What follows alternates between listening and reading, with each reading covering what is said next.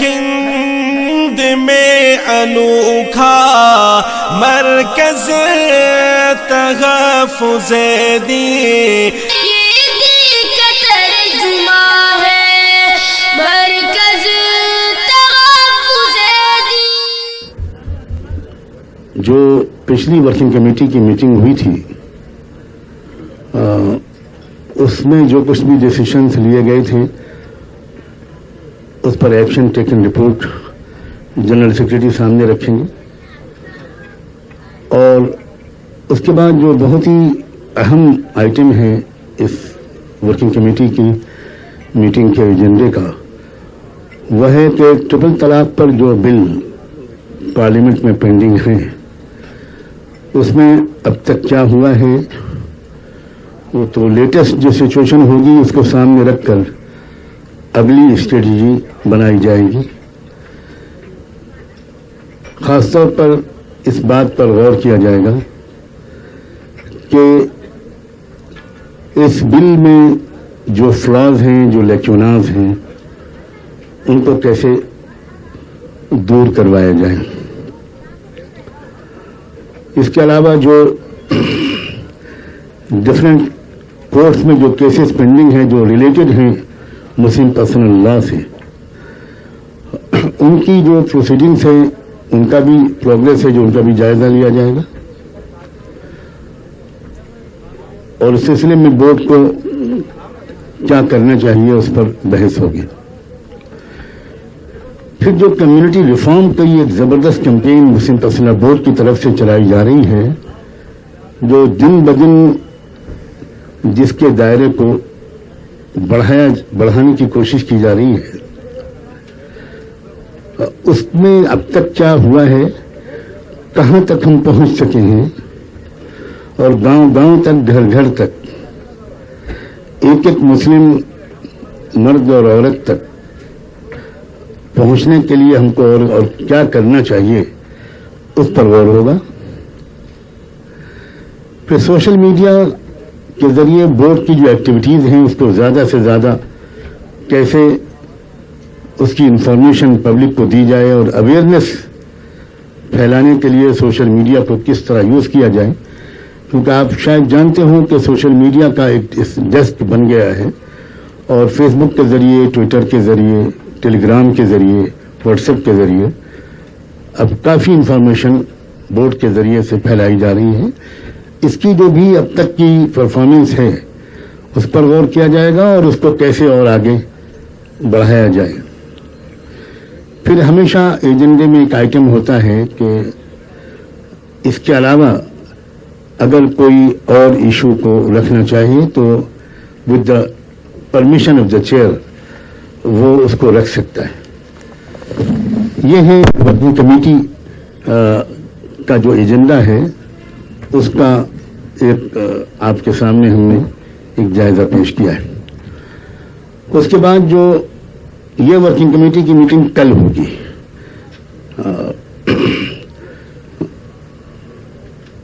Friday کے دن شام کو،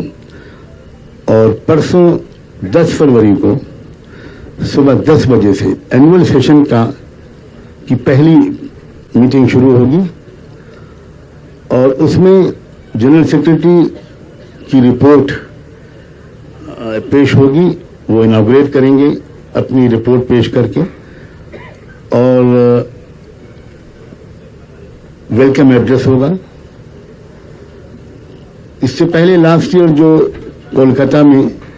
اینول سیشن ہوا تھا 25واں، اس کی رپورٹ پیش ہوگی، پریزیڈنشل ایڈریس بھی ہوگا، اور پریزیڈنشل ایڈریس کے بعد اس پر بحث ہوگی، اس پر گفتگو ہوگی۔ جنرل سیکرٹری کی رپورٹ بھی ہمیشہ جب پیش کی جاتی ہے تو اس پر بھی ممبرس اپنے اپنے کمنٹس کرتے ہیں، وہ بھی اس کا بھی سلسلہ چلے گا۔ پھر 10 فروری کو دوسرا جو سیشن ہوگا وہ شام کو ہوگا، سیٹرڈے کے دن،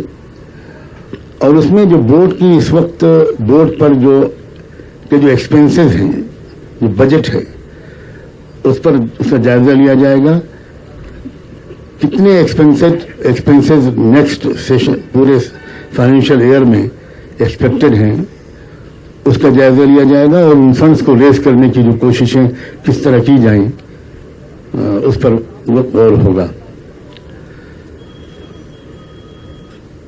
एक और चीज है कि बोर्ड के मेंबर्स हर अपने अपने इलाके में, अपने डिस्ट्रिक्ट में कैसे और ज़्यादा एक्टिव हों और मुआशरे की इस्लाह, कम्युनिटी के रिफॉर्म में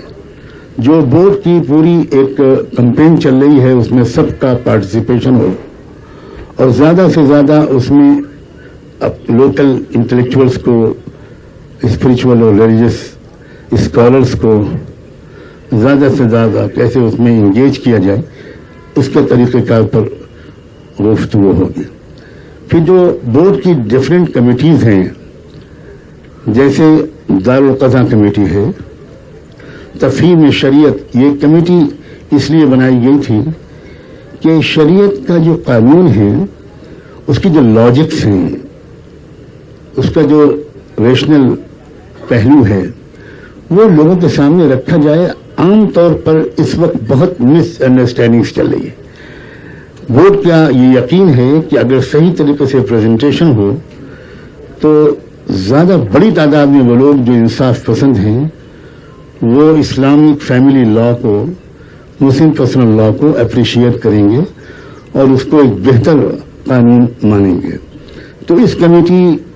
का जो अब तक की वर्किंग है उसका भी जायजा लिया जाएगा और इसको भी और ज़्यादा इसके दायरे को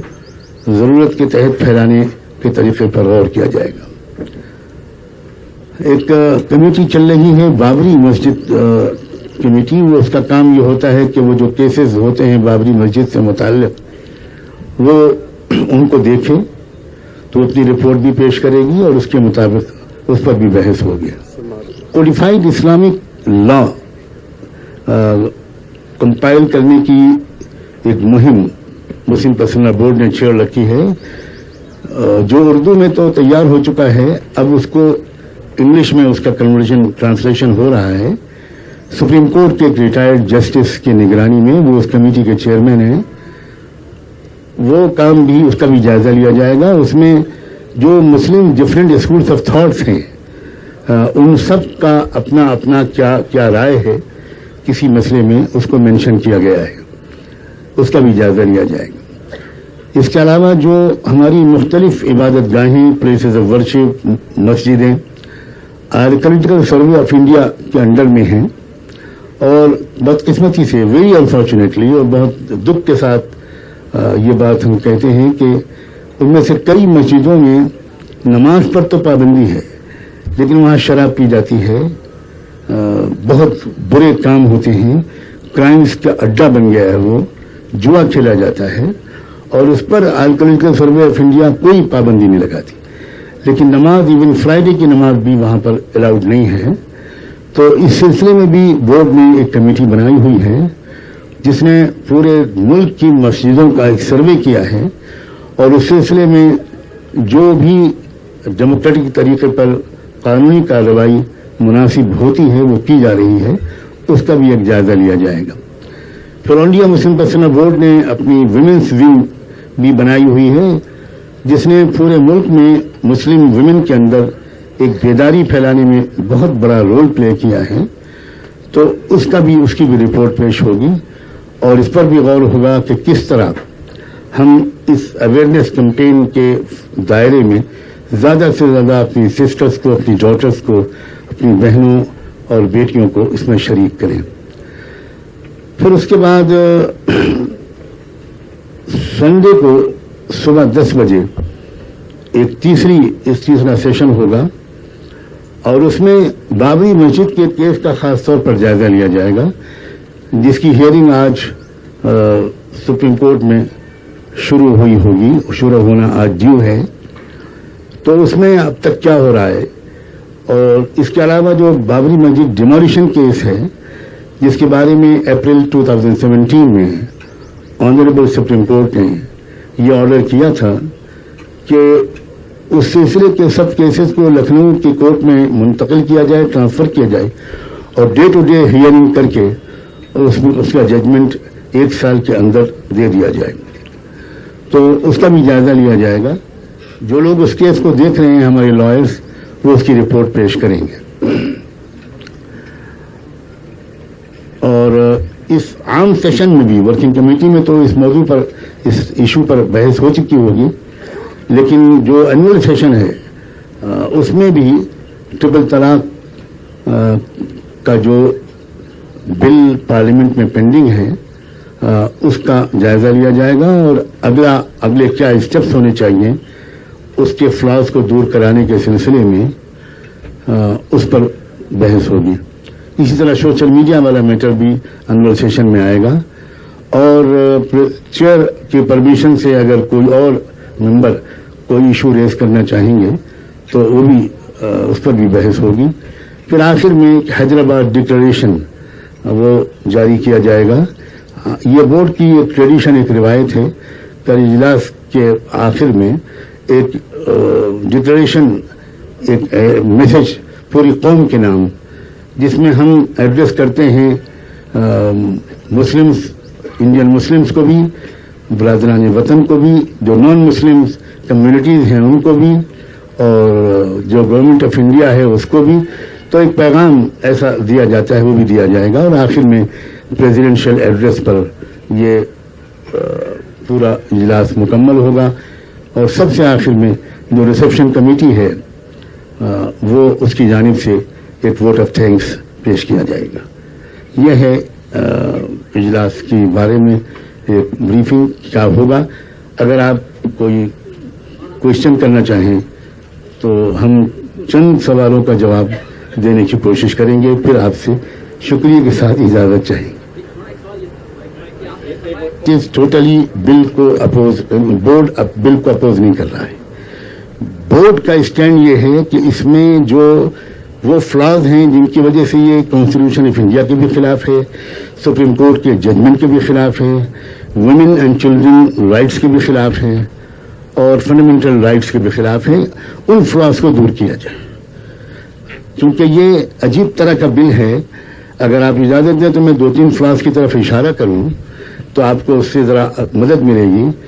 کہا یہ جا رہا ہے, عام طور پر پبلسٹی یہ کی جا رہی ہے کہ یہ ٹرپل طلاق کو روکنے کے لیے بل پیش کیا جا رہا ہے, یہی کہا جا رہا ہے. جبکہ فیکٹ یہ ہے, اگر آپ اس بل کو پڑھیں تو یہ بل انٹائر انسٹیٹیوشن آف طلاق کو ہی بین کرنے کے لیے, یہ طلاق کے اور تمام طریقوں کو جن کو سپریم کورٹ نے بالکل درست قرار دیا ہے اور ان کو گویا انٹچبل قرار دیا کہ ان کو آپ ٹچ نہیں کر سکتے, وہ شریعت اپلیکیشن ایکٹ کے تحت, مسلم پرسنل لا کے تحت وہ فنڈامنٹل رائٹس میں آتی ہیں, اور وہ ایسینشل پارٹ آف اسلام ہے. سپریم کورٹ کے ججمنٹ نے طلاق کی اور شکلوں کو مانا ہے. لیکن اس بل میں بہت عجیب, میں اپنے لفظ استعمال کرنے پر مجبور ہوں کہ بہت ہوشیاری کے ساتھ اور دھوکے بازی کے ساتھ اس میں طلاق کے اور سسٹمز کو بھی بین کرنے کی بات کہی گئی ہے. اگر آپ اس پر آپ غور کریں تو جو ڈیفینیشنز دی گئی ہیں اس میں, بلکہ اس سے بھی پہلے جو ٹائٹل ہے, the title of the objective of bill is as follows: protection of the rights of the married Muslim women and forbidding husbands from divorcing their wives. It is worth noting that the objective of the bill is to deny husband in absolute terms and without any restriction on his right to divorce. Definitions میں اس میں لکھا گیا ہے کہ طلاق بدعت, یاد رکھیے گا کہ سپریم کورٹ نے اپنے ججمنٹ میں جہاں بھی طلاق بدعت کا ورڈ یوز کیا ہے اس کے آگے اس نے بیچ میں لکھ دیا ہے ٹرپل طلاق, انسٹنٹ ٹرپل طلاق. لیکن یہاں وہ لکھتے ہیں طلاق بدعت اور any identical form of talaq through which husband may pronounce immediate and irrevocable divorce. تو یہ تو صاف بات یہ ہے کہ irrevocable ڈیورس میں تو طلاق بائن بھی آتی ہے, اس میں خلا کے ذریعے ہونے والی جو طلاق ہوتی ہے وہ بھی آتی ہے. خلا کہتے ہیں کہ جب عورت کی طرف سے خود ڈیمانڈ ہوتی ہے کہ میں اس شوہر سے علیحدگی چاہتی ہوں, اور جب وہ خلا ہو جاتا ہے تو اس وقت جو طلاق پڑتی ہے وہ بھی طلاق بائن مانی جاتی ہے. اب اس قانون کے ذریعے سے عورت کو مجبور کیا جائے گا کہ وہ اسی شوہر کے ساتھ رہے جس سے وہ چھٹکارا حاصل کرنا چاہتی ہے. تو یہ clearly against the women rights ہے. اسی طرح آگے اس میں جو طلاق کی جو قسمیں لکھی گئی ہیں, سملر فارم آف طلاق, اس میں کئی چیزیں ایسی آ جاتی ہیں. اور اس کو ہم کو ایک بات کا جو ہم کو یقین ہوتا ہے کہ اس کا مقصد صرف ٹرپل طلاق کو بین کرنا نہیں ہے, بلکہ پورے طلاق کے سسٹم کو ہی بین کرنا ہے. وہ یہ ہے کہ سپریم کورٹ میں جب یہ کیس چل رہا تھا تو اٹارنی جنرل صاحب نے گورنمنٹ آف انڈیا کا اسٹینڈ پیش کرتے ہوئے آنریبل سپریم کورٹ کی بینچ کے سامنے یہ بات کہی تھی کہ اس وقت تو ہم آپ سے صرف ٹرپل طلاق کے سلسلے میں یہ اپیل لے کر آئے ہیں کہ اس کو بین کیا جائے, ورنہ ہمارا موقف اور اسٹینڈ یہ ہے کہ طلاق احسن اور طلاق حسن ان کو بھی بین کیا جائے. لیکن چونکہ آپ نے شروع ہی میں یہ آرڈر کر دیا کہ ہم اس وقت اس ہیئرنگ میں صرف ٹرپل طلاق کے میٹر کو ہی سنیں گے, اس لیے ہم اس کے بارے میں کچھ نہیں کہہ رہے. انہوں نے یہ کہا کہ جیسے ہی آپ کا ججمنٹ آئے گا امیڈیٹلی طلاق حسن اور طلاق احسن کو بھی چیلنج کیا جائے گا. کیٹیگوریکلی گورنمنٹ آف انڈیا کا اسٹینڈ سپریم کورٹ کے سامنے یہ آ چکا ہے, بلکہ اس پر بینچ کو بہت تعجب ہوا تھا. یہ پوری ڈیٹیل سابق فارمر چیف جسٹس کیرل نے اپنی ججمنٹ میں لکھی ہے, اور اس میں انہوں نے یہ کہا کہ جب یہ بات ہم لوگوں نے سنی تو ہمیں بہت تعجب ہوا, اور ہمارے ایک ساتھی نے نام بھی لیا, انہوں نے جسٹس یو للت نے, ان سے پوچھا اٹارنی جنرل سے کہ اگر آپ کی یہ بات مان لی گئی تو اس کا مطلب یہ ہے کہ مسلم ہسبینڈ کے پاس طلاق دینے کا کوئی راستہ ہی نہیں رہ جائے گا. تو his reply was in affirmative. یہ کوٹ کرتے ہیں چیف جسٹس صاحب کہ انہوں نے کہا جی سر ہمارا یہی اسٹینڈ ہے. تو انہوں نے کہا پھر کیا ہوگا؟ انہوں نے کہا ہم اس کے لیے ایک الگ سے قانون بنائیں گے, وہ تو بات کی بات ہے, ہم وہ قانون بنائیں گے. تو ایک اور جج صاحب نے اس پر دوسرا اعتراض کیا. تو یہ بات چونکہ گورنمنٹ آف انڈیا کا اسٹینڈ یہ ہے, اور ہمارا ماننا یہ ہے کہ لا منسٹر پہلے کہہ چکے تھے کہ سپریم کورٹ کے اس ججمنٹ کے بعد ہمیں کسی قانون کے بنانے کی ضرورت نہیں. یہ بات انہوں نے اس وقت کہی تھی جب ججمنٹ آیا تھا اور ابھی پورا پڑھا نہیں گیا تھا, لیکن ججمنٹ پورا پڑھا گیا اور ان کو پتہ لگا کہ سپریم کورٹ کا فیصلہ یہ ہے کہ ٹرپل طلاق کو چھوڑ کر طلاق کی باقی ساری قسمیں جو ہیں وہ پروٹیکٹڈ ہیں اور ان میں کوئی چھیڑ چھاڑ نہیں کی جا سکتی. تب مجبور ہوئے وہ بجائے جوڈیشل ریمیڈی کے کورٹ میں جانے کے بجائے انہوں نے بل ڈرافٹ کر کے, بل ٹیبل کر کے, اور یہ مشہور کر کے کہ یہ صرف ٹرپل طلاق کے لیے یہ بل ہے. اور دراصل انہوں نے اپنی وہی پالیسی جس کو انہوں نے بورڈ میں کورٹ میں رکھا تھا اسی کے مطابق انہوں نے پورے سسٹم آف طلاق کو بین کرنے اور پروہیبٹ کرنے کے لیے یہ بل پیش کیا.